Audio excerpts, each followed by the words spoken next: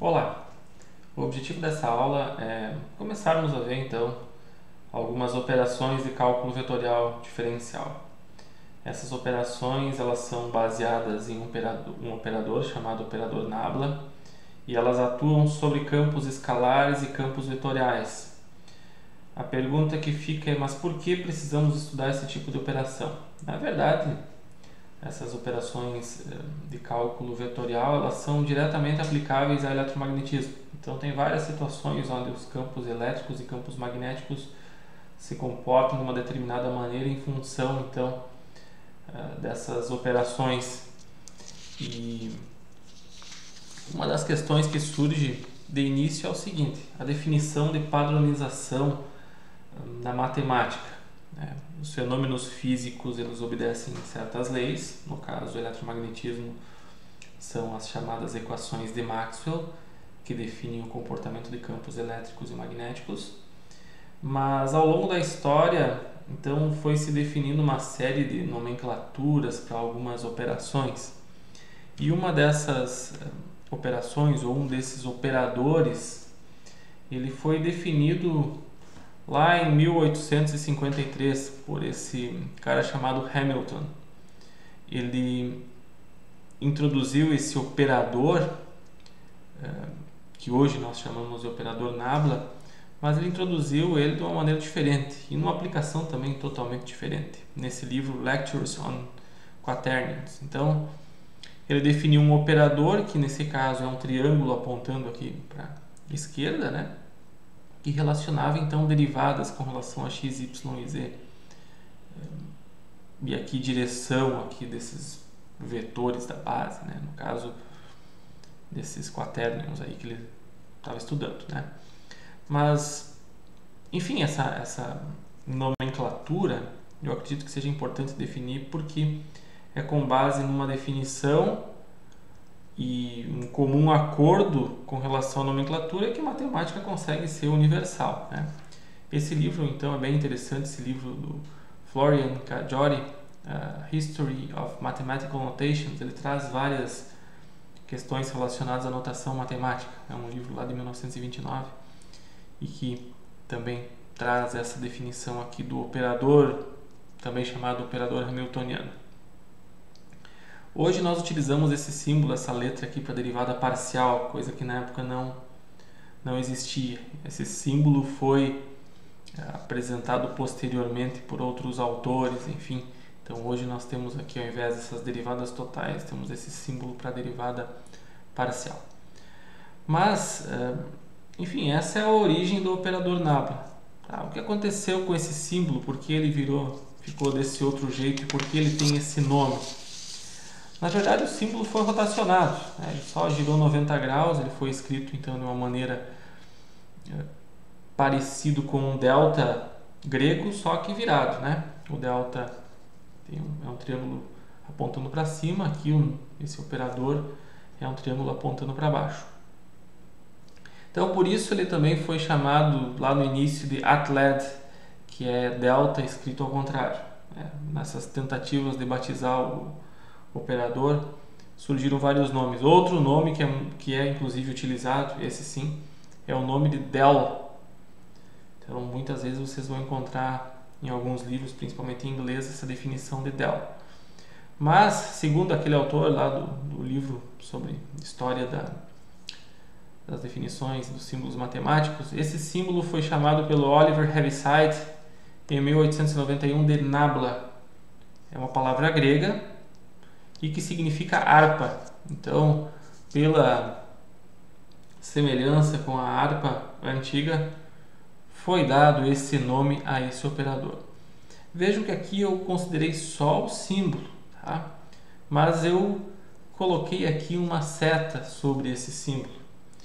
O símbolo por si só já representa plenamente, já tem significado próprio. Por que eu coloco a seta? Para ficar mais claro que ele tem característica de vetor. E também porque na notação escrita à mão, nós não conseguimos escrever em negrito, enfim, então nós precisamos definir uma nomenclatura padrão para vetores. E essa nomenclatura que eu utilizo. Então, a seta sobre o nabla. Tá? Então, não tem problema em não utilizar a seta.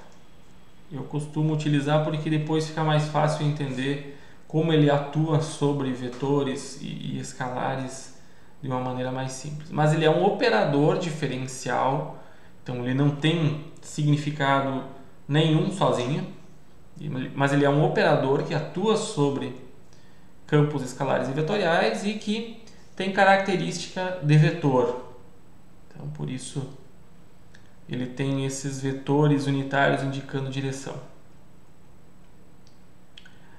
Em coordenadas cartesianas, então, é praticamente aquele mesmo símbolo utilizado lá no livro do Hamilton.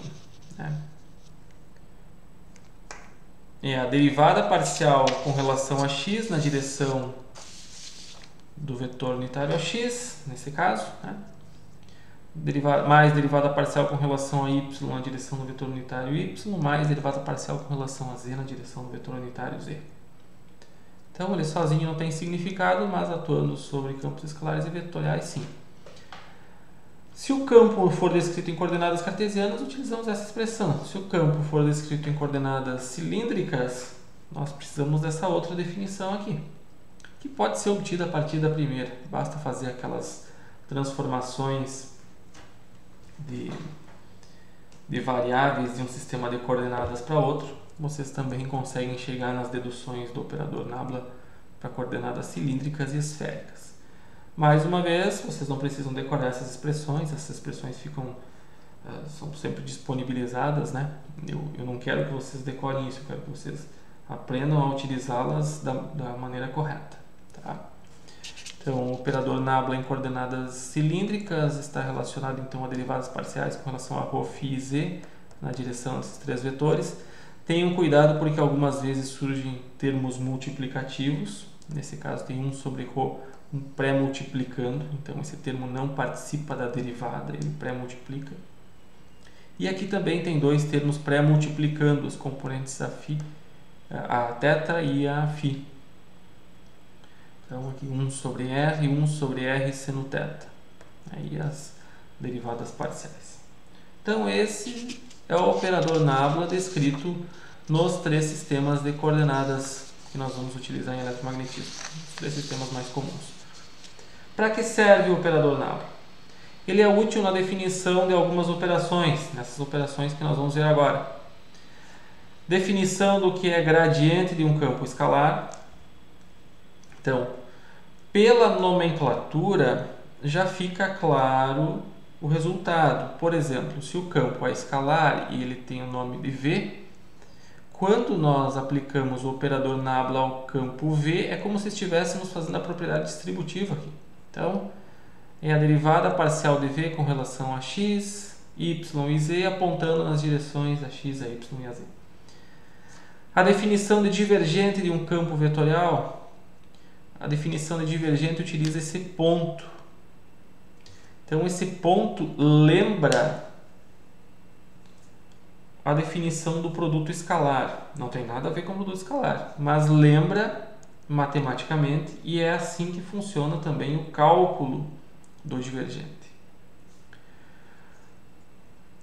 O rotacional de um campo vetorial, aqui também uma notação parecida com a notação do produto vetorial. Então, se no divergente nós temos um produto escalar, ou uma espécie de produto escalar, entre aspas, né? O resultado vai ser um escalar também. Nesse caso, o rotacional tem como resultado um campo vetorial.